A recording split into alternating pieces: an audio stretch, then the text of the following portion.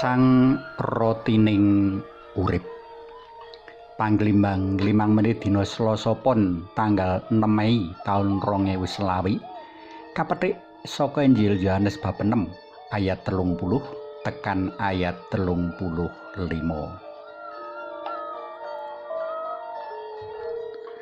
Ngrembug bab pangan lan kepriye anggone ngupadi mono pancen ora ana enteke. Malah ana sekolah lan kuliah kang mligi ngrembug bab iki. Nanging kabeh mau durung temtu nggawa manungsa menyang punjering pajiaran urip mulya langgeng. Marga kejaba amung munjer ing panganan kang ora langgeng, nanging ya ngiwakake panganan kang nggawa marang kalanggengan. Mula saka iku prayoga padha kalelimbang sabda dalam Gusti ing waosan dina iki.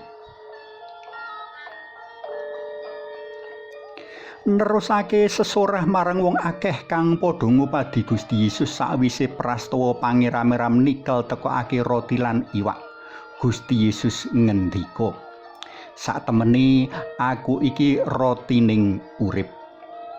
Iki kapratelakake jalaran kanthi ngagung-agungake pangeram-eram bab tumurine roti mana kang katindakake Musa. Wong-wong mau ngremehake pratandha iram kang wis padha disipati. Kepara wong-wong mau isih nuntut pratandha minangka bukti menawa Gusti Yesus temen-temen utusaning Allah.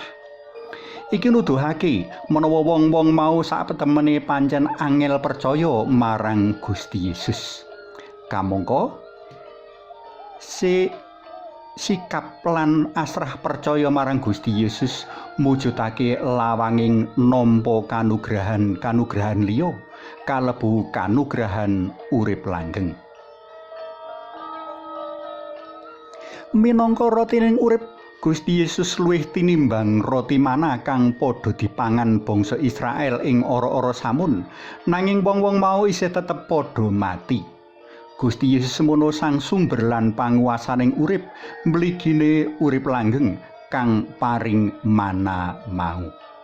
Panjenengane ing ngutus Allah yang Rama tedhak saka swarga menyang donya, saperlu nyelametake manungsa kang tinagdirake tumuju pati langgeng awit dosane Bapa Abraham lan Ibu Kawa.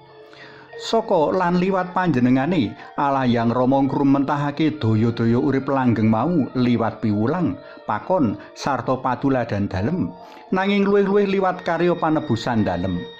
Percaya menawa panjenengane utusaning swarga lan nampa piwulange mujudake sikap kang kagambarake minangka mangan salira lan ngombe rah dalem.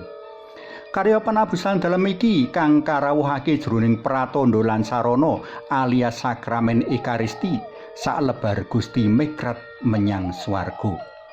Wong percaya mangan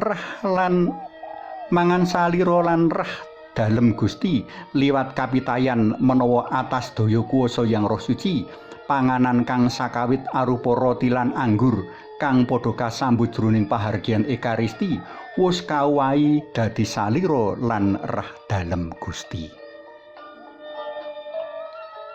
Para tresna pelem kinasih, saben-saben ngriyayakake pahargyan Ekaristi, sabda dalem, satemene aku iki rotining urip tansah dumeling ing ati. Aja kaanggep remeh lan enteng sabda dalem Gusti iki.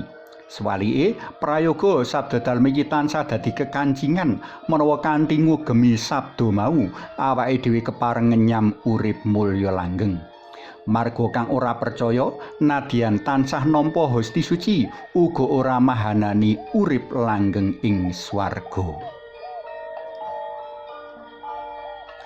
Suwawi sami munjuk kunjung asma dalem Yang Rama saha Yang Putra tuwin Yang Roh Suci. Amin. Gusti Yesus sang rotining gesang langgeng, kawula munjuk sembah nuwun awit kepareng asrah pitados manunggal nyawiji sareng para murid dalem ing salebeting pasamuan, inggo kepareng berjuang ngayati iman kapitayan mring paduka ing gesang sadinten-dinten. Mugi kawula boten mingker saking paduka dumugi dinten wekasan tembi. Panjenengan kawula puji lan luhuraken sareng Yang Rama lan Yang Roh Suci sakmenika sarta ing salami-laminipun.